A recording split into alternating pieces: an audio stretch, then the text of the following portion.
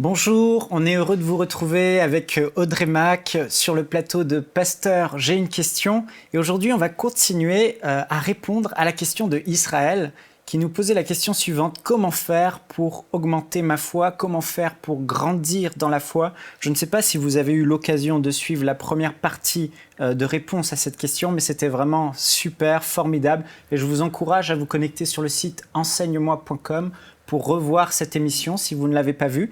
Et on va continuer aujourd'hui.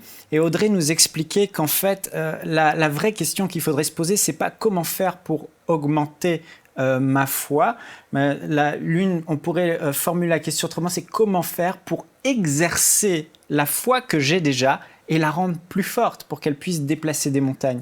Je ne sais pas, Audrey, si tu pourrais un peu rapidement résumer ce qu'on avait dit la dernière fois. On a fait une comparaison entre la foi et nos muscles.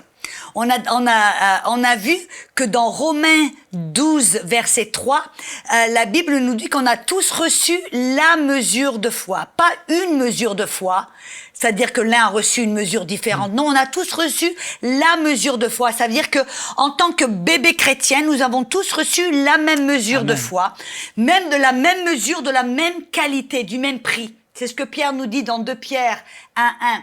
C'est-à-dire qu'on n'a pas une qualité différente de foi que Benny Hinn ou que Jésus ou que Paul et Pierre. Non, on a tous reçu la même mesure de foi, de la même qualité. Mais on a vu, Jésus avait répondu à la question des disciples quand il leur a demandé d'augmenter leur foi, que Jésus a répondu à cette question en leur disant qu'il comparait la foi à un serviteur. Il disait, la serviteur, vous le payez non pas pour se reposer et s'asseoir et rien faire. Non, le but du serviteur, c'est de se mettre au boulot, de produire quelque chose. Donc, en fin de compte, notre foi, elle nous a été donnée non pas simplement pour nous reposer, mais pour produire quelque chose. Et ça veut dire que pour produire quelque chose, on doit voir notre foi comme un serviteur et la mettre au boulot. Elle n'est pas là pour se reposer. Travaille, exerce-toi. Voilà, on doit la mettre à l'œuvre. Et c'est nous qui choisissons. Notre foi va pas se développer toute seule comme nos muscles, voyez. Monsieur l'homme qui fait du bodybuilding, il va mettre ses muscles à l'œuvre. C'est ce que dans Jacques 2, 22, il dit que par les œuvres ou par l'exercice, vous pourriez dire, la foi est rendue parfaite ou mature, mûre, c'est-à-dire développée. C'est ça, on doit apprendre à développer nos muscles et on doit apprendre à développer notre foi. Et on développe notre foi, on la fait grandir, on la fortifie en la mettant à l'œuvre. Amen. C'est pour ça qu'on avait parlé que toutes les épreuves qui nous viennent, c'est ça. Les défis, les besoins, les épreuves, Alléluia. Ce n'est pas Dieu qui nous les envoie en disant, ben oui, je t'envoie une épreuve, je te rends malade pour t'aider dans la foi. Non, non, c'est le diable qui nous envoie toutes ces épreuves. Amen. Mais Dieu nous a donné la foi afin de vaincre toutes les épreuves, de marcher dans la victoire. Et c'est quand on met notre foi à l'œuvre, qu'on l'exerce, que tout d'un coup, notre foi non seulement est fortifiée, mais on rend gloire à Dieu et on marche dans la victoire. Amen. On peut le lire ensemble dans Jacques au chapitre 1, verset 2, ce que tu dis. « Mes frères, considérez comme un sujet de joie complète les diverses épreuves que vous pouvez rencontrer, sachant que la mise à l'épreuve de votre foi produit la patience ou l'endurance ou la persévérance, mais il faut que la patience ou l'endurance accomplisse une œuvre parfaite afin que vous soyez parfaits, accomplis et qu'il ne vous manque de rien. » Donc là, Audrey, ce que tu dis, c'est que le chrétien, au lieu de se lamenter dans l'épreuve, on a beaucoup de personnes qui nous suivent là certainement aujourd'hui, qui sont en train de regarder cette émission avec nous, elles se disent, moi j'ai tendance à me lamenter dans l'épreuve. Ou à supporter l'épreuve en se disant, ben oui, Dieu a un but divin. C'est ça. Il me l'a envoyé. Quand on pense que c'est Dieu qui nous l'envoie, on se soumet à cette épreuve. C'est ça, mais là, toi tu nous dis que face à l'épreuve, il faudrait sourire et se réjouir. Tu sais, j'ai quelque chose qui m'est arrivé en 1999. Quand j'ai été diagnostiquée avec le cancer des os. Je me rappelle être dans mon salon et quand j'ai entendu « t'as le cancer des os », je savais que j'avais le cancer des os et je savais que à ce moment-là, le Seigneur m'a parlé, il m'a dit la joie est ta force. Donc je savais à ce moment-là que je devais puiser dans cette joie et j'ai commencé à prier en langue pour remuer cette joie. Et j'ai commencé à chanter et commencé à me mettre à rire. Ha ha ha, hi hi hi. Et tout d'un coup, qu'est-ce qui s'est passé en moi? Tout d'un coup, quand j'ai commencé à rire et à chanter et à prier en langue, tout d'un coup, j'ai reçu une révélation. Et la révélation que j'ai reçue, c'était « Tu n'es pas une victime, tu es un vainqueur. » Et on doit choisir, on doit être ou une victime ou un vainqueur. On peut pas être les deux. Et la mentalité de la victime, c'est « Ah oui, Dieu me donne l'épreuve, je me soumets à l'épreuve, quelque chose de bon va se passer, on se soumet. Pourquoi pas, pourquoi aide-moi Dieu, pourquoi ah. » Non, ça c'est la mentalité. Et quand on est une victime, on ne peut pas marcher dans la victoire et on ne peut pas vaincre le problème. Mais la mentalité de la victoire, celui qui va vaincre, du vainqueur, c'est se dire je me réjouis parce que ça, cette épreuve, c'est une opportunité pour donner au diable un œil au beurre noir. Amen. C'est une opportunité pour exercer ma foi. Et c'est tout d'un coup, c'est ça que j'ai vu. Je me suis vue avec le cancer. J'ai vu le cancer. J'ai tout d'un coup, je suis passée de la victime au vainqueur. C'était plus pourquoi moi j'ai le cancer et pourquoi ça m'est arrivé. Wow. Tout d'un coup, j'ai vu oh là là, c'est formidable, c'est une opportunité maintenant pour exercer ma foi et pour glorifier Dieu. C'est de cette épreuve, ça va se tourner en un témoignage, ça va se tourner en une victoire. Et tout d'un coup, les tables ont tourné. Et on sait que tu as été totalement guérie en l'épreuve de 9 mois. De ce cancer, en l'épreuve de 9 mois, alors que tu étais condamnée. Et au sortir de cette épreuve, ta foi a été fortifiée, tu avais une foi plus forte. Est-ce que je peux dire quelque chose? C'est important parce que vous voyez, c'est comme, on parle des muscles. Le problème, c'est que très souvent, les gens n'exercent jamais leurs muscles, par exemple. Et ils ont les petits muscles tout faibles. Et ils voient quelqu'un qui porte 150 kilos. Alors je dis, moi aussi j'ai des muscles, je vais porter. Ils essayent tout d'un coup de soulever 150 kilos. Est-ce qu'ils vont y arriver? Non. C'est dur. Oui, s'ils essayent de le faire, ils vont se faire du mal. C'est ça. Ils vont se froisser un muscle, faire quelque chose de... Et c'est les mêmes choses que les gens essayent de faire dans la foi. Ils n'exercent jamais leur foi. Ils ont un besoin, ils vont voir quelqu'un ils ont un mal de tête, ils vont prendre une pilule. Ils ont un problème, un bobo, ils vont voir chez le docteur. Ils ont un besoin financier, ils vont voir leur pasteur. Pasteur, j'ai besoin et où ils vont emprunter de l'argent. Ils n'exercent plus du tout la foi. Ils n'exercent plus du tout leur foi. Et qu'est-ce qui se passe? Leur foi est faible. Et tout d'un coup, ils ont un gros problème, le cancer qui frappe à la porte. Et ils essaient tout d'un coup de soulever 150 kilos. Bon, moi, quand ça m'est arrivé, quand j'ai su que j'avais le cancer, j'ai pu, par la foi, j'avais une foi forte. Pourquoi? Pendant 30 ans ou 25 ans ou je sais pas combien d'années, j'avais exercé ma foi. Un petit mal de tête, hop, j'exerce ma foi. Une cheville qui est tordue, hop, j'exerce ma foi. J'ai besoin d'un manteau, hop, j'exerce ma foi.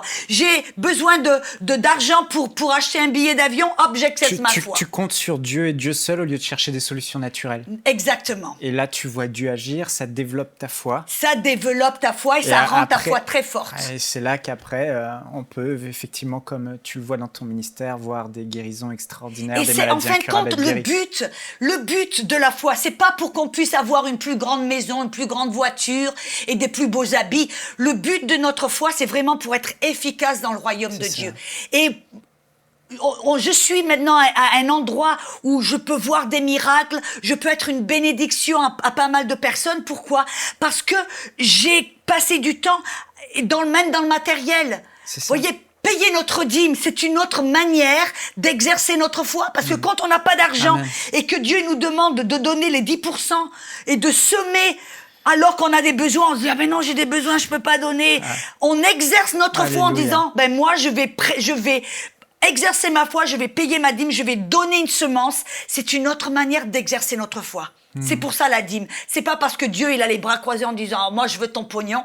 Non, c'est que Dieu il recherche d'autres moyens qu'on exerce notre foi, afin qu'on puisse grandir et qu'on puisse arriver à un endroit où on soit une bénédiction pour le royaume de Dieu. Parce que c'est la même foi que l'on développe qui nous permet d'imposer les mains sur les malades, d'ouvrir les yeux des aveugles, de guérir les malades et de croire pour Dieu pour des sommes plus grandes, pour faire de la télé et les mettre à travers du monde. Amen, amen. Donc mon frère, ma sœur, toi qui nous écoutes, toi qui nous suis, si tu n'as pas de situation dans ta vie où tu peux exercer ta foi, si tu es confortable financièrement, tu peux faire un don à ton église locale, tu peux donner à des pauvres pour compter un peu plus sur Dieu après et que oui, tu as besoin de Dieu pour pourvoir à tes besoins financiers. Si tu n'as pas de maladie dans ton corps, tu peux aller voir des gens et commencer à prier pour tes enfants, pour un petit mal de tête, pour des petites choses. Mais il faut, Audrey, pendant que je t'écoute, je le ressens vraiment, il faut que nous, les chrétiens, on ne laisse pas la psychologie, le marketing rentrer dans nos églises en nous disant on peut réussir avec des solutions naturelles. Mais il faut vraiment qu'on apprenne à mettre un peu de côté ces solutions naturelles pour voir des solutions, pour exercer notre foi, la travailler et voir le surnaturel se produire. Tu sais, c'est intéressant que tu amènes ce sujet parce que un des plus grands pièges du diable, ça a été d'amener, d'une façon de parler, des béquilles aux chrétiens, de leur amener tout ce dont ils ont besoin. Par exemple, les gens me disent, mais pourquoi tu vois tellement de grands miracles en Inde, en Afrique, et on en voit moins ici? Non, c'est pas que Dieu il préfère guérir en Afrique et en Inde et pas ici au Québec ou en Europe. Non, c'est que ils n'ont, par exemple, en Afrique ou en Inde, ils n'ont pas la sécurité sociale. Ils n'ont pas le gouvernement qui va leur pourvoir à tous leurs besoins. Ils ont besoin d'exercer leur foi. S'ils n'exercent pas leur foi, alors ils vont mourir. S'ils n'exercent pas leur foi, alors ils vont pas avoir à manger. S'ils n'exercent pas leur foi, alors ils vont devoir apprendre à nager ou à couler, façon de parler. Mais le problème qu'un des plus grands pièges que le diable a fait, c'est qu'il s'est introduit dans la psychologie ou dans la philosophie du monde. Et il a fait en sorte que les gouvernements, maintenant, prennent la place de Dieu. C'est ça. Et que les gouvernements, maintenant, ils viennent dans un endroit où ils disent « Ah, vous avez besoin de guérison, alors pas besoin, on vous amène la sécurité sociale, Oh, vous avez pas de travail, oh, pas besoin, on va vous amener des allocations. Et tout d'un coup, le chrétien, sans s'en apercevoir, petit à petit, il devient complètement indépendant de Dieu. C'est ça. Il n'a plus besoin de Dieu, il a la sécurité sociale, le gouvernement pour pouvoir à tous ses besoins. Il a des muscles mous. Voilà. Et ça a été la tactique, la stratégie de l'ennemi. Jusqu'au moment où le chrétien arrive face à une situation où le monde ne peut plus rien faire, la société ne peut plus rien faire, comme une maladie incurable. Et on voit même que les grands de ce monde ne peuvent absolument rien faire, où il y a vraiment besoin de Dieu. Mais comme il n'y a plus la foi, ils ont effectivement besoin une autre personne exerce la foi pour eux, parce qu'ils n'y arrivent pas à déplacer cette montagne dans leur vie. Je me souviens un jour, tu as dit exercer notre foi par rapport aux défis qu'on a. Quand on voit un défi dans notre vie, on se tient dans la foi au lieu de chercher une solution B, un plan B très naturel. On prie, on parle la parole de Dieu, on met notre confiance en Dieu et on demeure dans la foi et on voit la promesse de Dieu s'accomplir. Mais je disais un jour à ma femme, où j'enseignais sur la foi, je lui disais, tu vois chérie, si la foi c'est ne pas douter, c'est arriver à être convaincu, comme tu dis Audrey, je sais. Et je lui disais, mais chérie, si moi je vais voir mon patron et que je demande à mon patron une augmentation, je vais douter si je ne suis pas convaincu que mon patron veut me donner l'augmentation. C'est ça. Si mon patron peut me donner l'augmentation et si mon patron m'a écouté. Et là, j'ai réalisé qu'il y avait 3 choses. Le fait que le patron veuille. Si je sais que mon patron veut m'augmenter, c'est sa volonté. Que mon patron peut m'augmenter, il a la capacité. Et que mon patron m'écoute quand je lui parle, alors j'ai cette ferme assurance que je vais avoir mon augmentation si je la demande. Alors, est-ce que, je te parle comme ça, je sais que tu as beaucoup d'expérience dans la foi, est-ce qu'on peut appliquer ça, ce que je disais à ma femme, à Dieu? Absolument. C'est là où la foi, en fin de compte, Romains 10:17 dit la foi vient. Comment est-ce que la foi vient? Vient en entendant par la parole. En fin de compte, on peut avoir cette conviction, je sais que c'est la volonté du patron, entre guillemets Dieu, que il peut le faire et que il m'a entendu. La Bible nous dit dans 1 Jean 5,14 que ça, c'est l'assurance que l'on a en Dieu. Que si on prie selon sa volonté, Dieu nous entend, nous écoute. Et s'il nous écoute, nous avons la pétition que nous lui demandons. C'est pour cela que nous avons besoin d'aller dans la parole. Parole...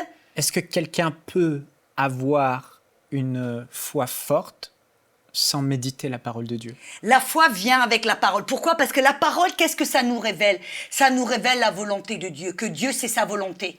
Ça nous révèle que Dieu l'a déjà fait en Jésus-Christ. Et ça nous révèle que Dieu nous entend et il nous répond. Amen. C'est ça, c'est la parole. En fin de compte, moi, je dis toujours, cette Bible, qu'est-ce que c'est? Cette Bible, c'est pas un bouquin. Cette Bible, c'est comme une fenêtre qui nous ouvre dans le monde spirituel, qui nous ouvre dans la volonté de Dieu, dans le monde. Et donc, quand on ouvre notre Bible, on découvre quelle est la volonté de Dieu. On nous découvre qu'est-ce qui fait partie de notre héritage que Dieu nous a donné. On découvre que Dieu nous entend et nous répond. On découvre toutes ces vérités qui nous donnent cette Amen. conviction qui fait que maintenant je sais que ce que je demande, c'est la volonté de Dieu. Et ça, on doit le savoir pour exercer la foi ou pour marcher dans la foi. Exemple pratique. Comme par exemple, on parlait l'émission précédente de prier pour un manteau ou pour quelque chose un vêtement ou un concret ou pour quoi que ce soit comme ça. Comment est-ce que je savais que j'ai pu prier que Dieu me donne un manteau? C'est ça. Qu'est-ce qui va faire que les chrétiens, pour bannir le doute de leur vie, soient convaincus que c'est ce que Dieu veut? Ben, moi, j'étais dans la parole et dans la parole, j'ai trouvé des versets qui m'ont convaincu que non seulement Dieu, c'était sa volonté, comme par exemple dans Matthieu 6, Jésus dit, mais ne vous faites aucun souci, regarde les petits moineaux, ils ne sèment pas, ils ne moissonnent pas, et votre Père les nourrit. Regardez les lys des champs, ils ne tissent pas, mais votre Père leur donne des vêtements plus beaux que Salomon. Et un autre verset qui dit, mon Dieu va pourvoir à tous vos besoins selon sa gloire en Jésus-Christ. Vous voyez des versets comme cela qui m'ont tout d'un coup convaincu que c'était la volonté de Dieu pour moi d'avoir un beau manteau. Il va vêtir les fleurs des champs. Combien plus fortement il veut que je sois bien vêtue. J'ai vu aussi que c'était sa volonté de demander à Dieu de pourvoir à mes besoins, que Dieu allait me répondre. Et ça m'a convaincu et j'ai pu prier dans la foi. C'est ça, et comme tu étais convaincu, tu as pu rester dans la foi. Voilà. C'est ça, donc, et comment on peut... par exemple, il y a des chrétiens, ils sont malades, beaucoup de chrétiens sont malades dans leur corps, ils ont des symptômes de maladie, certains des maladies incurables. Comment être convaincu par la parole de Dieu que Dieu est bon et qu'il veut nous guérir? C'est-à-dire que de couverture à couverture, ça nous montre. Mais pour essayer d'être un petit peu plus précis, on trouve des versets, c'est la parole qui nous montre sa volonté. Comme par exemple, on voit dans Ésaïe 53, il y a la plupart des chrétiens qui connaissent ce verset qui dit que par les meurtrissures de Jésus, nous sommes guéris. Mais quand on regarde dans 1 Pierre 2, 24, Pierre qui regardait en de l'arrière, qui se rappelait de ce que Jésus avait fait sur la croix, Pierre dit que lui-même a pardonné tous nos péchés et par ses meurtrissures, nous avons été temps passé guéris. Ça nous révèle que la guérison, c'est pas simplement la volonté de Dieu, mais c'est quelque chose que Dieu a déjà pourvu et donné temps passé en Jésus-Christ. Et Audrey, dans nos églises, on enseigne de moins en moins, bon, bien sûr pas toutes les églises, je ne peux pas faire une généralité, mais de moins en moins, on parle de l'œuvre de la croix, du sacrifice de Jésus. Est-ce que la révélation qu'on a de l'œuvre que Jésus a accomplie à la croix peut nous aider à être justement fort dans la foi? C'est cette vérité de ce que Jésus a fait sur la croix, c'était le pilier du message que Paul prêchait. Ce qu'il dit, il prêchait Christ et Christ crucifié. Pourquoi? Parce que le message de l'évangile, qui est le message de la grâce, ce n'est pas ce que nous devons faire pour essayer d'obtenir. Non, c'est ce que Jésus a déjà fait et accompli. Amen. Le message de l'évangile, c'est qu'une bonne nouvelle, c'est Jésus a déjà payé pour votre maladie. Il a payé pour votre salut. Il a payé pour tous vos besoins. Et donc, l'œuvre de Christ et Christ crucifié, c'est le message de l'évangile que nous avons simplement besoin de nous approcher de Dieu le Père par la foi en disant, Jésus l'a déjà fait pour moi. Amen. Il a déjà tout fait sur la croix. Alors moi, j'ai simplement besoin de venir par la foi pour recevoir ce que Jésus a déjà fait. C'est ça, il a tout accompli, il a tout payé, le prix a été payé. Moi, je crois fermement, Audrey, que plus on a une révélation de l'amour de Dieu Oh oui. qui a sacrifié son Fils pour nous, pour libérer, par son sang qui a coulé, ça a été le prix qu'il a payé pour libérer le pardon des péchés, pour accorder le pardon à tous les hommes. Si Jésus a été meurtri à ce point à la croix, c'est pour que Dieu libère la guérison à tous les Amen. hommes. S'il a été... on lui a mis une couronne d'épines sur le visage. Le plus pauvre des rois n'a même pas une couronne d'épines. C'est pour que par sa pauvreté, on soit enrichi.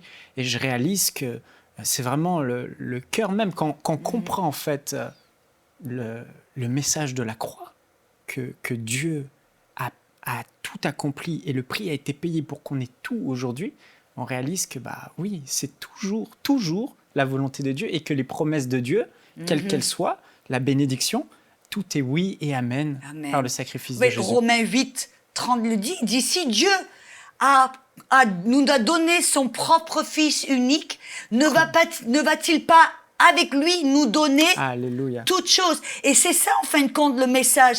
C'est que Dieu est un bon papa.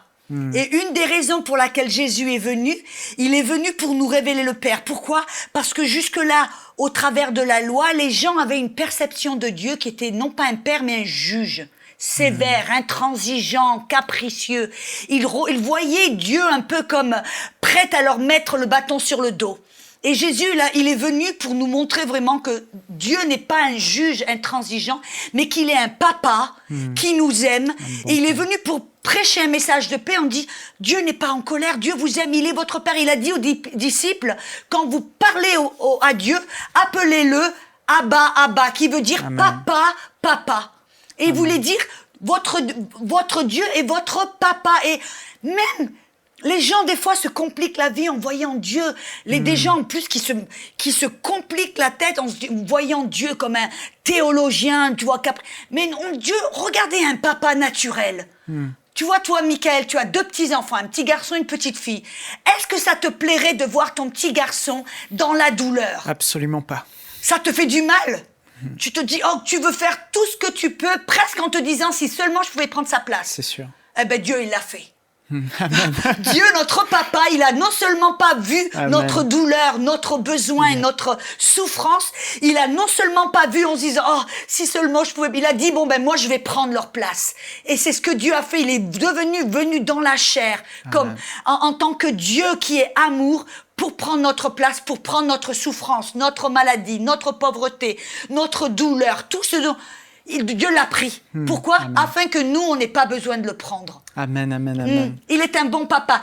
Cette question-là, de voir Dieu comme un amour, comme un bon papa, ça devrait répondre à cette question. Amen. Pourquoi est-ce que Dieu veut vous laisser dans la douleur, dans la souffrance de la maladie? On pourrait s'arrêter à là pour savoir que Dieu veut.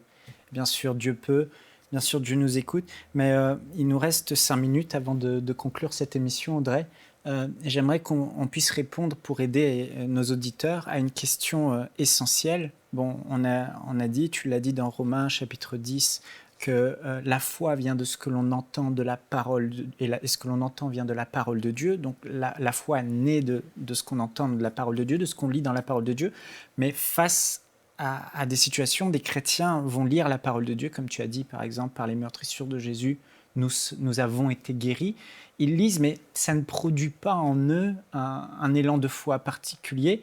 Qu'est-ce que tu pourrais conseiller à ces personnes pour que cette parole écrite devienne comme vivante en eux? Il y a un verset qui me vient tout de suite, là, c'est dans 1 Corinthiens chapitre 2. Dans 1 Corinthiens chapitre 2, vous voyez, j'ai comparé en fin de compte ma Bible à une fenêtre. Et très souvent, les gens ouvrent leur Bible, ils lisent leur Bible, et c'est comme simplement des lettres sur une page. Ils voient, par les meurtrissures de Jésus, nous avons été guéris, et ça leur fait rien, ça leur parle pas de rien du tout. C'est pour ça qu'on a besoin du Saint-Esprit. Dans 1 Corinthiens chapitre 2, dans le verset 9, il dit, comme il est écrit, ce sont des choses que l'œil n'a point vues, que l'oreille n'a point entendues, qui ne sont point montées au cœur de l'homme, les choses que Dieu a préparées pour ceux qui l'aiment. La guérison, tout ce dont on a besoin était préparé pour nous. Mais Dieu nous les a révélés par l'Esprit. Oui, quand je lis la parole de Dieu, très souvent, premièrement, je prie en langue. Je prie en langue pour remuer cette révélation, pour prendre conscience même de l'esprit qui est en moi, pour puiser dans la connaissance, la sagesse et cet esprit de révélation. Mais je demande aussi au Saint-Esprit de m'aider. Par exemple, des fois, Amen. je lis un verset et je dis, Saint-Esprit, je lui parle. Très souvent, les gens ne parlent pas au C'est Saint-Esprit. ton associé, ton ami, C'est lui mon coach. Il est mon coach. Il est là pour m'aider. ton enseignant. Mon enseignant, voilà. Alors je lis la Bible, je dis, et je vois quelque chose que je comprends pas. Alors je dis, Saint-Esprit, là, qu'est-ce que tu veux dire? Pourquoi tu as marqué ça, cette parole? Qu'est-ce que tu entends? Et je lui demande de m'aider, de me révéler. Parce que la vérité, c'est que si les gens ne sont pas guéris ou n'ont pas leur réponse, le problème ne vient pas de Dieu, ou le court-circuit ne vient pas de Dieu, mais vient de nous ici. Par exemple, Dieu émet des ondes, comme vous émettez des ondes de télé constamment. Dieu émet des ondes, la guérison, la puissance de Dieu, la révélation. Il nous parle constamment, mais le problème, c'est que le court-circuit vient de nous. C'est-à-dire que nos antennes ne sont pas bien, elles ne captent pas bien. Et donc, par exemple, dans Matthieu chapitre 13, je vais te lire ce verset parce que c'est puissant. Dans Matthieu chapitre 13, on n'a pas beaucoup de temps, mais je crois que ça va répondre à la question. Parce que très souvent, quand les gens ne voient pas la réponse à leur question, ou que leur foi ne manifeste pas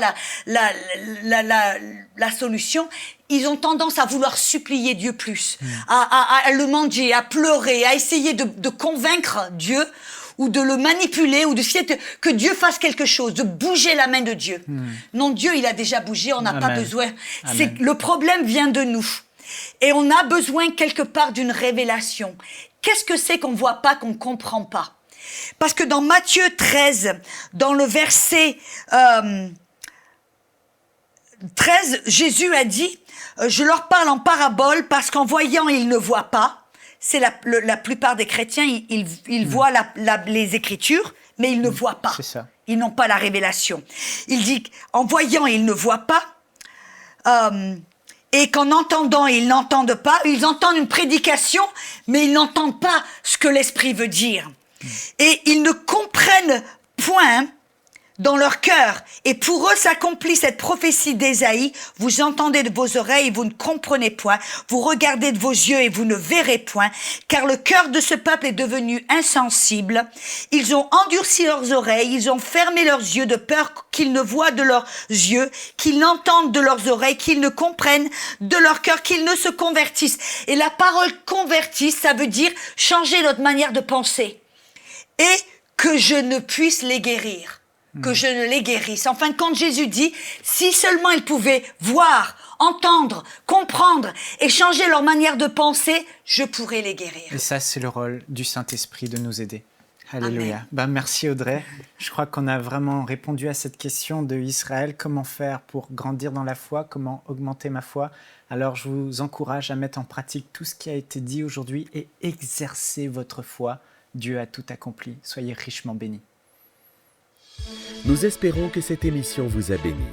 Si vous aussi vous avez une question biblique sans réponse, envoyez-la nous par email à pasteurj'aiunequestion@enseigne-moi.com.